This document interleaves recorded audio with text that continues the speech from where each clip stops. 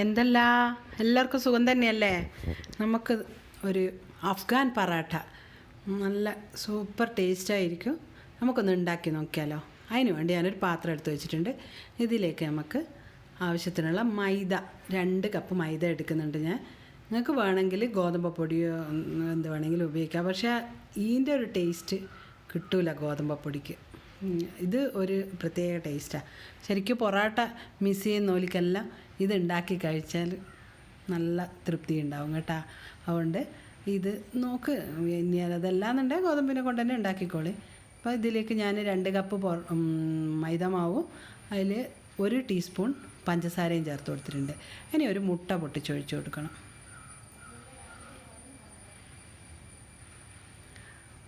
പിന്നെ ആവശ്യത്തിന് ഉപ്പ്. ഈ മുട്ടക്കെന്താ ഇത്ര കട്ടി? പൊട്ടുന്നില്ലപ്പാ. എന്നിട്ട് ഇതിലേക്ക് 1 ടീസ്പൂൺ നമുക്ക് ആവശ്യത്തിനുള്ള ഉപ്പ്. അത് നിങ്ങൾക്ക് 1 ടീസ്പൂണോ 1/2 ടീസ്പൂണോ അതാ കണ്ടില്ല. ഞാൻ 1/2 ടീസ്പൂണാണ് ചേർത്ത് കൊടുത്ത്. ഒരു നുള്ള് ബേക്കിംഗ് പൗഡർ ചേർക്കുന്നുണ്ട് ഞാൻ. അത് ഓപ്ഷണലാണ്. നമുക്ക് വേണമെങ്കിൽ ചേർക്കാം, വേണമെങ്കിൽ ഉപേക്ഷിക്കാം. എന്നിട്ട് എല്ലാം കൂടി നല്ലോണം മിക്സ് ചെയ്ത് കുഴച്ചെടുക്കാം. വെള്ളം ഞാനൊരു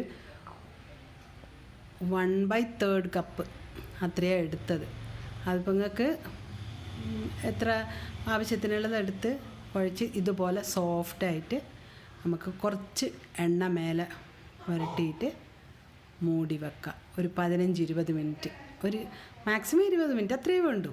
15 മിനിറ്റ് വെച്ചാൽ മതി. അങ്ങനെ വെച്ച് മൂടി വെച്ചിട്ട് നമുക്കിനി ഫില്ലിങ്ങിന് എന്തെല്ലാം വേണ്ടതെന്ന് നോക്കാം. ഒരു കടായി അടുപ്പിൽ വെച്ചിട്ട് ചൂടാകുന്നുണ്ട്. ഇതിലേക്ക് നമുക്ക് 1 ടേബിൾ സ്പൂൺ വെളിച്ചെണ്ണ ചേർത്ത് കൊടുത്തിട്ടുണ്ട്. അത് നിങ്ങൾക്ക് ഓപ്ഷനല്ല, ഏതെണ്ണ വേണമെങ്കിലും ഉപയോഗിക്കാം. പക്ഷേ നമുക്ക് വെളിച്ചെണ്ണേൻ്റെ ടേസ്റ്റ് ഇഷ്ടമായതുകൊണ്ട് ഞാൻ വെളിച്ചെണ്ണ ഞങ്ങൾ ഉപയോഗിച്ചെന്നുള്ളതേ ഉള്ളൂ. അപ്പോൾ അതിൽ ചൂടായാൽ കുറച്ച് പെരിഞ്ജീരകം, ഒരു സ്പൈസി മണം ആദ്യം തന്നെ വരട്ടെ. പെരിഞ്ജീരകം പൊട്ടുന്നുണ്ട്. ഇനി ഇതിലേക്ക് 1 കപ്പ് വലിയുള്ളി ചെറുതായി മുറിച്ചിട്ടത്. അത് 2 വലിയുള്ളി ഞാൻ എടുത്തിട്ടുണ്ട്. ഒരു കപ്പിൽ നിറയെ ഉണ്ട് കേട്ടോ. അപ്പോൾ നമുക്ക് ഫില്ലിങ് എല്ലാത്തിനും വേണ്ടേ. അപ്പം നല്ലോണം ഇളക്കി കൊടുക്കുക. അതിൽ ആവശ്യത്തിന് ഉപ്പ് ചേർക്കുക. അത് നിങ്ങൾക്ക് എത്ര വേണമെന്നുണ്ടെങ്കിൽ ചേർക്കുക. ഉപ്പ് കാരണം നോക്കിയിട്ട് ചേർക്കണേ ഉപ്പ് ഇതിൽ ചേർക്കുമ്പോൾ. കാരണം നമ്മൾ മാവിൽ ചേർത്തിട്ടുണ്ട്. ചിക്കനും നമ്മൾ വേവിക്കുമ്പോൾ അതിൽ ഉപ്പും കുരുമുളകും ചേർത്തിട്ടാണ് വേവിക്കുന്നത്. അപ്പം ഇത് ഇഞ്ചി, വെളുത്തുള്ളി, പച്ചമുളക് ഇത് 3 കൂടി ചതച്ചെടുത്തതാണ്. ഇത് ഇട്ടിട്ട് നല്ലോണം അതിൻ്റെ പച്ചവാസന പോകുന്നവരെ നല്ലോണം ഇളക്കി കൊടുക്കുക.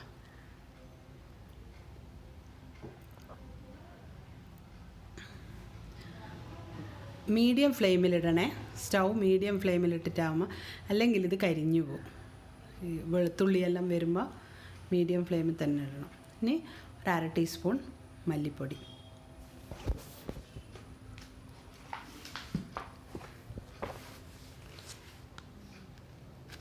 പിന്നെ ഒരു 1/4 ടീസ്പൂൺ മഞ്ഞൾപ്പൊടി. മഞ്ഞൾപ്പൊടി നമ്മൾ ഇറച്ചിയിൽ ചേർത്തിട്ടുണ്ട് വേവിക്കുമ്പോൾ. അപ്പോൾ അതുകൊണ്ട് ഇതിൽ അത്ര മതി. പിന്നെ 1/2 ടീസ്പൂൺ ഗരം മസാലയും കൂടി ചേർത്ത് കൊടുക്കണം. 1/2 ടീസ്പൂൺ ഗരം മസാല. ഒരു 1/2 ടീസ്പൂൺ മുളക് പൊടി.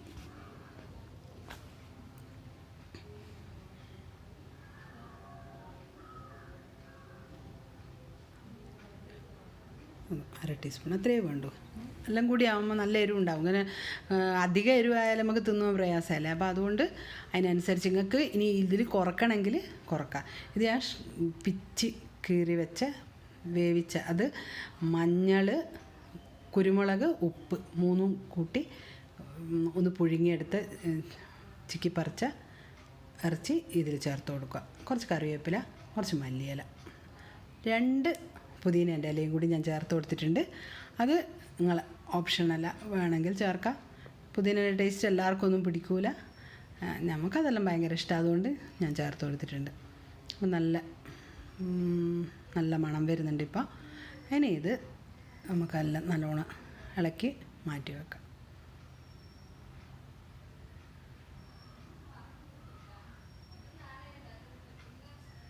വെള്ളം പോലെ ആയാൽ നമ്മളിത് പൊറോട്ടയിൽ നിറക്കുമ്പോൾ ബുദ്ധിമുട്ടായിരിക്കും. അപ്പോൾ ഇനി മാവ് നല്ലോണം കുറച്ച് വേണമെങ്കിൽ നിങ്ങൾക്ക് പൊടി ചേർക്കാം. ഇത് കുറച്ച് അയവായി വന്നിട്ടുണ്ട്, ഞാനതുകൊണ്ട് കുറച്ച് പൊടി ചേർക്കുന്നുണ്ട്. പൊടി ചേർത്തിട്ട് നല്ലോണം ടേബിൾ ടോപ്പിലിട്ടിട്ട് നല്ലോണം ഇതുപോലെ ഉരുട്ടി മുറിച്ചെടുക്കാം.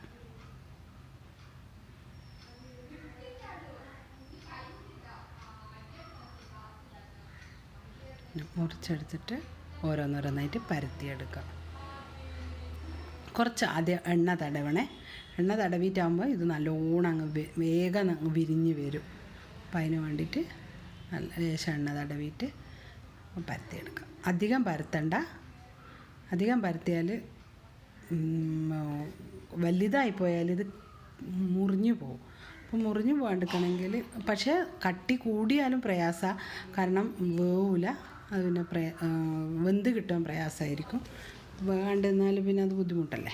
അപ്പോൾ അതുകൊണ്ട് ഒത്ത പോലെ പരത്തി അതിൻ്റെ നടുവിൽ നമുക്ക് ഈ മാവ് ഫില്ലിങ് വെച്ച് കൊടുക്കാം. ഓരോ ഭാഗം ഇങ്ങനെ എടുത്ത് ഒരു ഭാഗം ഒരു ത്രികോണാകൃതിയിൽ എന്നിട്ട് നല്ലോണം അങ്ങ് ഒട്ടിച്ച് കൊടുത്താൽ അതങ്ങ് ഒട്ടും.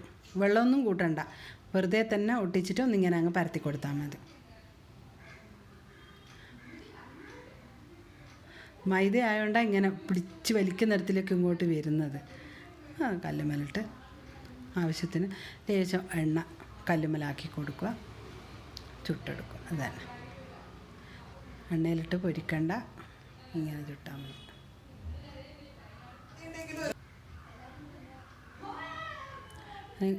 അധികം കരിഞ്ഞു പോകാണ്ട് തിരിച്ചും മറിച്ചും ഇട്ടെടുക്കണേ.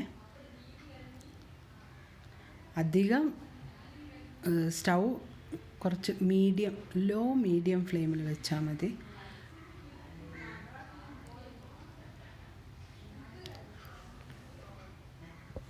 നല്ലോണം ഇങ്ങനെ അമർത്തി കൊടുക്കുമ്പോൾ അതിങ്ങനെ പൊന്തി വരും, കണ്ടോ? ഓരോ ഭാഗമായിട്ട് പൊന്തുന്ന. എന്നിട്ട് അത് തിരിച്ചും മറിച്ചും ഇട്ടുകൊണ്ടേയിരിക്കണം. ഒന്നിങ്ങനെ അമർത്തി കൊടുത്താൽ മതി.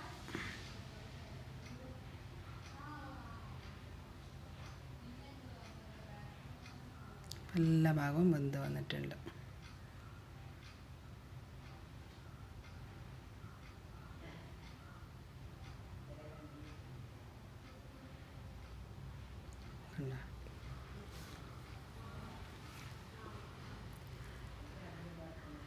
പെട്ടെന്ന് ഉണ്ടാക്കിയെടുക്കുക. പൊറോട്ടേൻ്റെ അതേ ടേസ്റ്റുമാണ്. പിന്നെ എന്തിനാ, കണ്ടോ? ഇത് റെഡിയായി വന്നിട്ടുണ്ട്. എല്ലാവരും ഉണ്ടാക്കി നോക്കണം. വെറുതെ കണ്ടുപോയാൽ പോരെ, ഉണ്ടാക്കി നോക്കിയിട്ട് എങ്ങനെയുണ്ട് എന്നുള്ളത് അഭിപ്രായം അറിയിക്കാൻ മറക്കണ്ട. Thank you. അടുത്ത ആഴ്ച വേറൊരു റെസിപ്പിയുമായിട്ട് വരാം.